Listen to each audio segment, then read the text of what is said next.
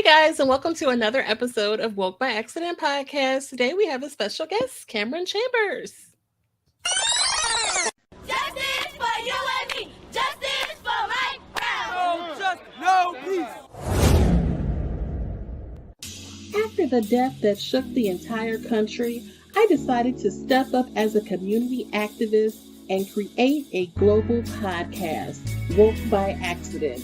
Here, I amplify compelling news stories and matters impacting African Americans and their communities. My goal is to give a voice to the voiceless and have the difficult conversations needed to advance relations and matters of race. Tune in to Woke by Accident podcast. I am your host, Jen, and it is streaming on all of your favorite streaming platforms, as well as our website, www.wokebyaccident.net. Thank you for listening and take care.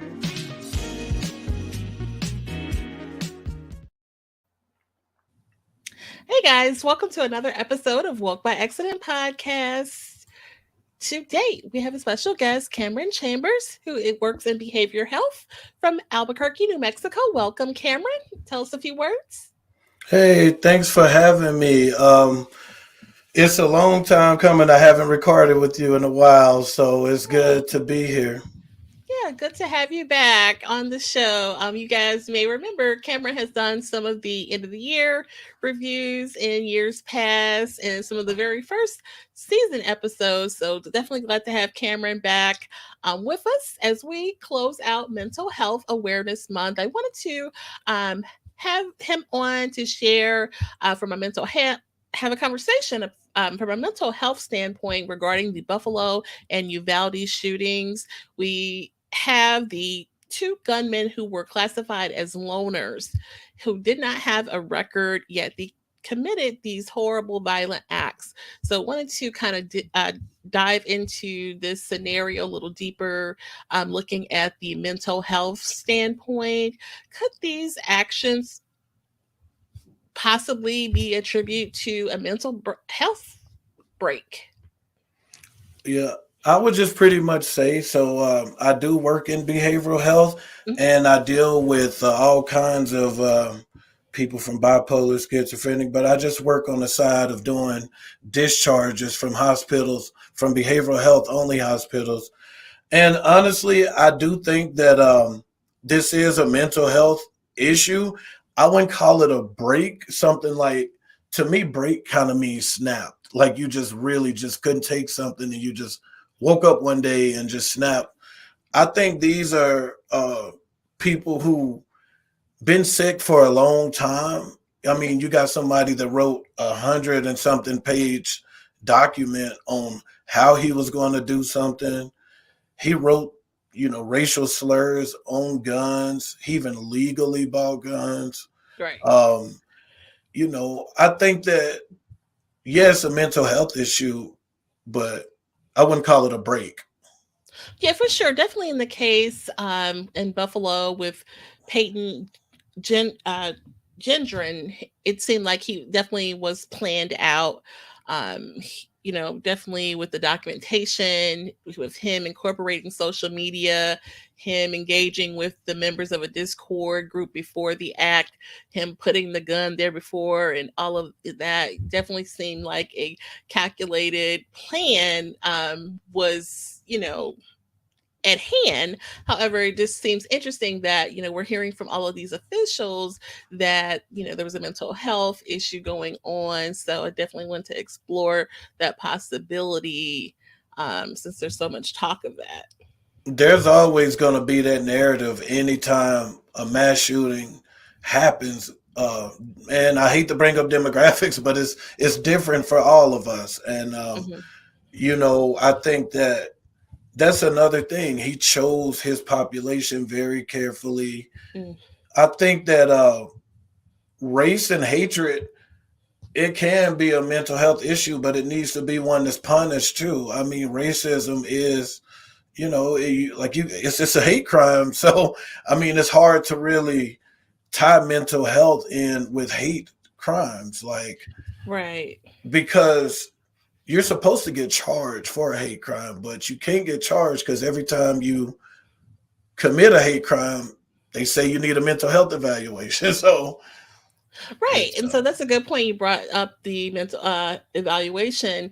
During his senior year, he made this really significant threat during an online class chat, suggesting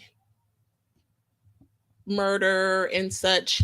And, they did take it serious enough where they did go through a psych evaluation and admit him, but he was released, and, there were no charges filed, and he was able to, walk in his graduation parade and carry on with his graduation proceedings and carry out the rest of his year. So, do you see that as a missed opportunity, and possibly could this attack been avoided? I do see I see it as a missed opportunity. And another Mhm. question, I don't know if I read over it or didn't read it. Did nobody really talk about the results of his psych evaluation? I didn't see Mm, anything about the results, but I don't like to use when it comes to targeting a group of people. mhm. I don't ever want to take the focus off of race because I don't want mental health to overtake race in this Right. situation. But I will say nobody said anything about psych evaluations. So it was a missed opportunity. They should have took that. And then what were the threats? Like who did he threaten? I didn't see that. If he was threatening groups of African Americans again or something. So that was a missed opportunity. But Mhm. I think this particular attack couldn't have been avoided because he just graduated, which means he probably could be in a psych hospital right now. But I don't think this incident could have been avoided altogether, whether it was Buffalo or somebody else later. I mean, if you wrote 100 and something page document on this and you literally bought guns and stuff, you were going to do it whether it was Buffalo or somewhere else. So Right. Right. And it just makes me think that with regards to his graduation, like, maybe his parents saw how close he was to graduation, and they made sure, or maybe they pleaded with, you know, the doctors or whoever that was in charge to let him get by this so that he could graduate. You know what I mean? Like maybe they, made sure, or he was, looked out for or something. well, if it's Because something like that, that needs to be brought to the table too, because they could. I mean, somebody had to know that he had this much hate for a group of people. It's hard to hide this much. You on the computer site, you writing all these documents. You gotta have some type. You say you're a loner, but you could be in groups, hate groups online. Somebody had to know oh yeah, that. Yeah. So yeah. So right. it. In those groups that he were communicating online, there's people all over the world that were following all these shootings, mass shootings all over the country. And so he built community with these people, which is really kind of sad and disturbing. Where he didn't have, I guess, friends in his town or in his school. Online, he, is, building community with these people, and really was working on his plan all this time, and who knows how long it had been going on. So it'd be interesting to see when they get to trial, like all of that coming out, What is there's something else I left out? He gave us an agenda of why he did what he did. Fear that that whites were going to be mm, he said that blacks will be taken over, and he feared that we will be taken over. Apparently, he said whites were diminishing in numbers, and he wanted to prevent that. So he had a motive. That's what I meant. He had a motive for why he did what he did too. So, right, yeah. And you're referring to the replacement theory, is that right? hmm Yeah, there's been a lot of talk about that particular theory. yeah. So you tie all that into it. This is something that he's been working on like a project, and honestly, it has to be something really deep, whether mental health was really strong and it got swept under the rug Hmm. with that psych eval. Or, I mean, because the thing about this is that somebody had to know something for him to be able to get away with planning it. You know, Yeah. during quarantine, you locked in the house with your parents, I guess. I mean, how they're not going to know what you're working on? Right. Yeah. And then I think there was a comment from the parents about attributing this possibly to the pandemic and COVID or what have you. So that was kind of interesting. Any thoughts on that?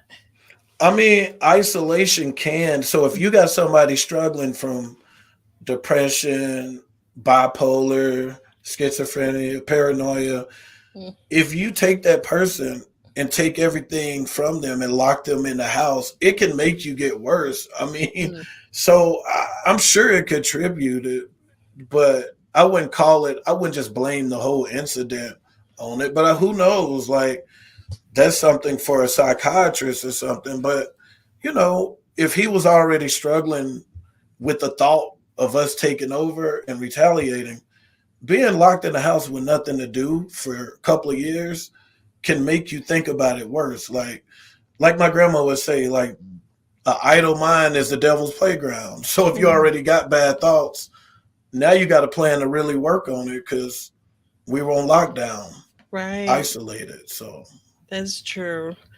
Yeah. And I see that they're now that he's in custody, there's just one charge. You mentioned that there should be a hate crime charge. mm, So hopefully that will be added later. Do you think possibly they could add that later? Perhaps they're still going through evidence or.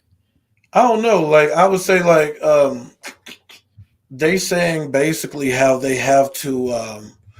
What I don't like is they saying possible hate crime in every Hmm. headline. I mean, he clearly wrote racial slurs on his gun. He used that same gun to kill the people he was targeting.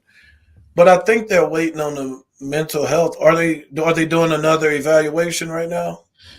Maybe that's what it is. Yeah. Yeah, they must be So, waiting on the results and maybe comparing prior and things mm, like that. So yeah, definitely you'll yeah. be watching that. So that brings us to the Uvalde matter, which really was just so heartbreaking. So many lives lost in the Uvalde shooting. And that gunman is also being classified, as I mentioned, as a loner type of individual, and which really part that struck me is that he made those little comments, to the one teacher. He said good night before shooting her, and then Mm. to even making a little statement to the children, it's your time and all of that. What is that a mental break? Now What is. I could think of that unless they found documents from years and years and years of planning. This seemed like because then he shoot his grandma in the face right He before did. going to do. I could see this more as a mental break than the other one. I mean, Okay. and just but I'm so shocked at why he chose elementary. That's kind of I don't think there's a lot out there about him. It's like because I mean, but I could see that as a break more. Because see, this guy from Buffalo, he didn't hurt anybody else except for who he intended. This Mhm. person shot his grandmother and anybody else that was in his way. The one in Buffalo chose who he was going to shoot. Right. And I guess the other thing that we have for this Uvalde case is that he made these little posts on Instagram, kind of like bragging with the gun. And then he Mm. made some little post to a female, kind of like, oh, watch what I'm going to do. And something to that effect of, I guess, a warning, if you will. So it's almost maybe Mm. another missed opportunity. Is that right? Possibly. I would think it's a missed opportunity. I mean, when you look at some of these kids, I think like I don't like to blame parents for everything because Mhm. I know parents personally who were great parents and did all they could. Mhm. Mental health is a real thing. I mean, some It people is. just have it, and I think we underestimate. Like if you've never struggled with mental health, you won't understand it. So, or if you've never seen it in person, I think that sometimes you just can't blame parents, but I will say that some parents just didn't pay attention to their kids. I looked at the guy's picture that shot up the elementary school, Mm-hmm. and you could see that he needed something. I mean, I don't like the judge, but he looked like he really needed somebody. You could see just like evilness in him, both of them, really. Yeah, and then I heard from one of the accounts from the children, and it's amazing how they just, can recount. I mean, obviously they can comprehend just as well, Mhm. but I mean, that's such a traumatic event to go through and to be able to share the details. But I mean, really, they're the ones that went through, so they have to tell us what went Mhm. on. But they said that he was playing sad music, like music like the world's gonna end type music, and so that's very telling too. If so it's almost like he was trying to create a scene or something, you And if know. you, in the way he ran into the school, if you got somebody that's ready to die, Hmm. that means they do have some mental health things going on. If you're willing to just to hurt these kids that you don't even know, you'll put your own life on the line just to hurt some random people. Right. But and he had a history of buying a bunch of these guns Mm, online. How are you that young? And where are you hiding all of these guns at? I mean, yeah. like, that's a missed opportunity too, because if you're 18 and you're living in my house, I'm sorry, I'm going in your stuff sometimes. You need to know what's in your house. And that's the So, thing. We need to do that as mhm, parents and guardians. We need to know what kids are into, what they're looking at online, right? mhm, And that brings me to another thought I wanted to get your way in. Having these conversations with children. We talked about how the children on the news reports are sharing about what happened, and then having conversations with the children in our lives. They're seeing what the news is saying, and they're seeing the alerts. They have mhm. questions. What would be your advice to have a healthy yet realistic conversation with children in our lives? Really, it just depends on their age. I think Hmm. like once you first, even if you're like, I'll throw a number out there like 10 years old or something. I would just ask them, hey, do you see what's going on out there? Like, what do you feel about this?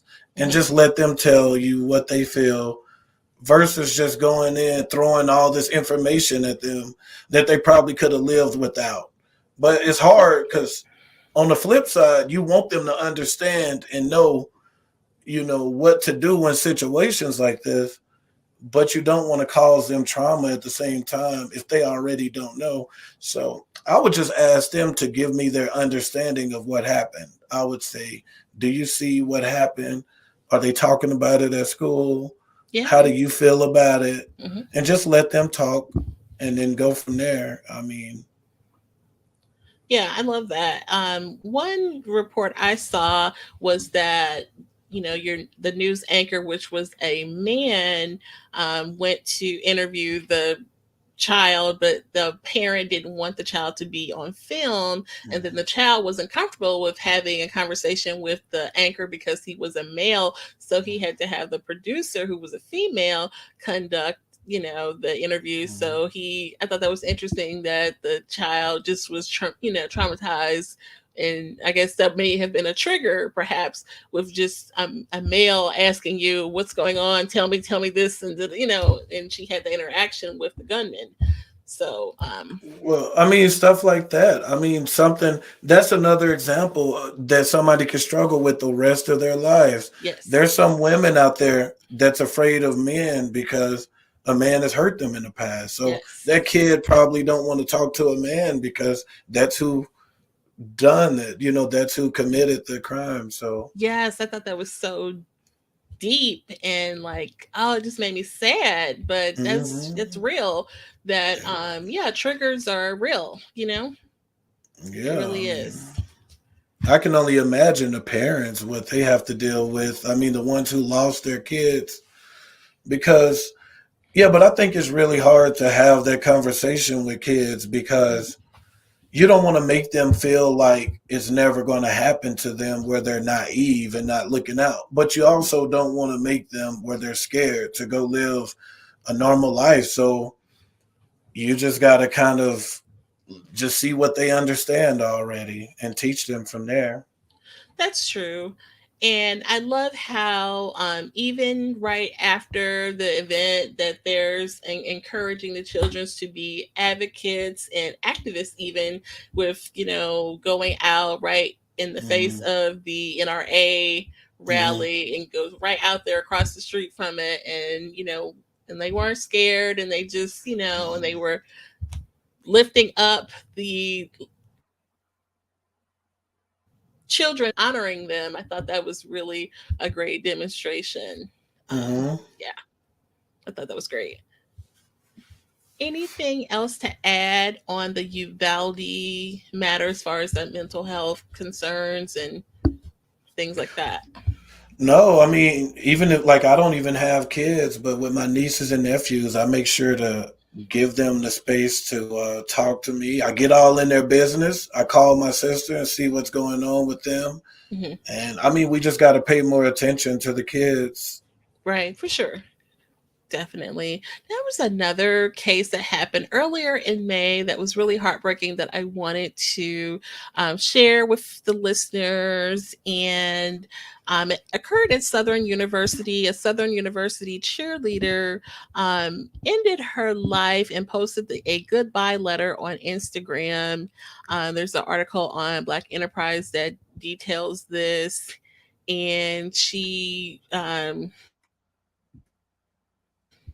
it's I'm sad. I guess just she references dealing with stress and the pandemic, and I guess things got unbearable for her, and she actually says she's sorry and like calls out and mentions several family members and things like that, but she ultimately did take her life, and that occurred on May 4th.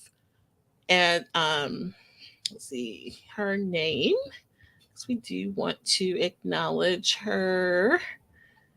Let's see, Arlana Miller was her name, and she was a cheerleader at Southern University. She was 19 years old.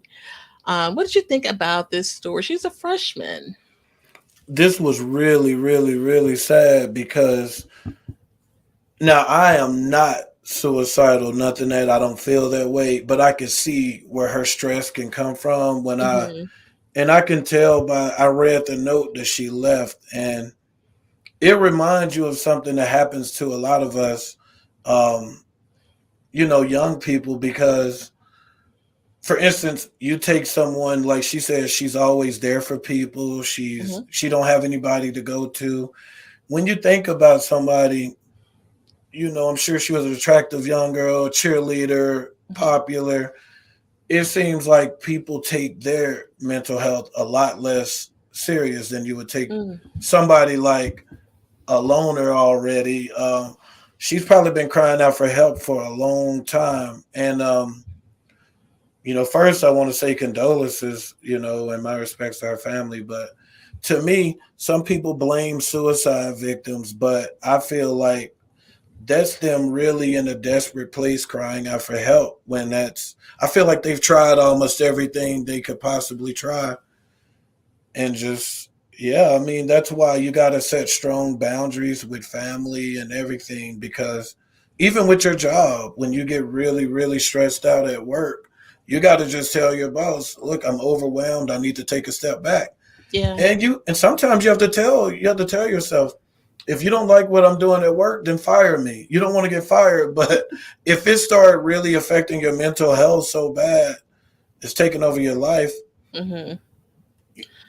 mm, Life itself is already, if you think about it, you have to worry about keeping up with all your bills, keeping your house clean, keeping your car clean, eating, trying to take care of. You got to deal with a lot every day. So you Right. got to eliminate some of the stuff. And she just probably didn't know how to balance everything. That's true.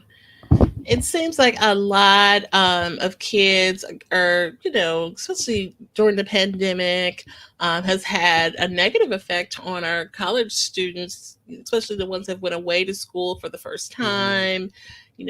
What, how can, in your opinion, how could we support these students that have went away to college for the first time and having a difficult time? So I would be honest, like I'm in my 30s and I Mhm. live far away from my family. I struggle because during quarantine, you can call your family every day and they can tell you they wearing their masks. They can tell you they're being safe. You don't really know what they're doing, so you already got, I've been gone from home since 2007. Oh wow. So you got this kid that's going home away for the first time in their lives, and this is what they get. You can't even go home to see your family. I Mhm. would try to hook them up with communities, let them know they're not alone, try to build communities online, and let them know there's other people in your same college, same situation, just like you, and try to start a support group. But it's hard to tell somebody, don't worry about your family back home, so That's true. yeah. Yeah, that's a tough situation, but I guess you want to keep the communication lines open and try Hmm. to stay in touch as much as possible too, because if you're Hmm. not hearing from them, you don't know what they're dealing with and that they're Hmm. struggling. And that's, a horrible thought that, someone that you Hmm. care about is struggling and you don't even know about it. And it's hard to give advice on how to deal with what we went through, because we all got to give ourselves a pat on the back, because we lost almost 1 million people, like, and Yeah, we made it, so we should be happy that we at least made it through. I mean, but it's hard because some people lost their mom, their mhm, dad, their brothers, and so it's hard because, yeah, I mean, we literally went through something that's going down as history, so that's true. we still need time to recover. We do. And I just, the whole college experience, it can be traumatic enough. And, a lot of I didn't actually. Well, I went away, but I didn't go very far. But I literally talked to my mother like every day. I called home every single day, and Yeah. so it makes me really sad that she felt like she couldn't call or pick up the phone and call somebody to Mhm. say, "Hey, I'm going through this. I need to vent or whatever." I didn't have a whole lot of friends, but I did have one person I Mhm. could vent to. Um, so But see, definitely, that's the misunderstanding that probably took her out. When you're a cheerleader, people assume you're popular and you mhm, already got built-in friends, and you probably do. But when you're dealing with depression, yeah, you could be in a room of 15 people and feel like you're there alone. So, that's true. and when she probably reached back home trying to reach out to her family, you in college and you're a cheerleader and this and that, people assume that you're okay because they think you're popular and they see you as the strong one. And That's true. you, yeah, so people don't give you a lot of sympathy. They just say, oh, look at this popular person, they just want attention, Yeah, and she probably didn't want her family to worry, especially if maybe Mhm. first generation, going to college, and oh, I don't want them to worry. They went through all that trouble to get me in Mhm. school, and that's the thing. We take on all of that. You know what I mean? Mhm. Like you said, you have to say, "Hey, I need a minute. I need to step back. Like this is too Mhm. much." Yeah, I feel terrible for her though. I feel Yeah. terrible for anybody that decides to end their life. That means that's their final resort. Like final, Hmm. they just couldn't take it no more. And I feel bad Yeah. for that. Definitely. There are resources available if people feel those type of feelings. So you don't have to go through those type of things alone. You definitely can reach out. There's many resources available. So yeah, I'm glad we shared that story because I haven't been hearing a whole lot about that even earlier in the month as Mhm. we close out Mental Health Awareness Month. Let's see. Anything else to share regarding Mental Health Awareness Month?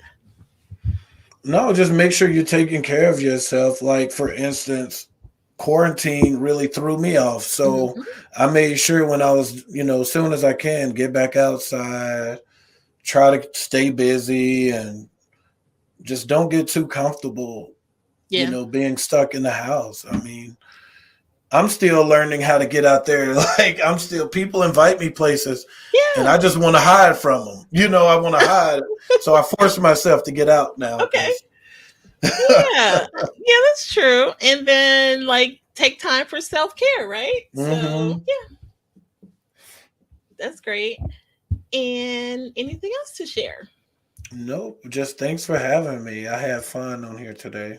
Oh, great. I'm glad that you agreed to come back on. Mhm. Always a pleasure. You're welcome here anytime.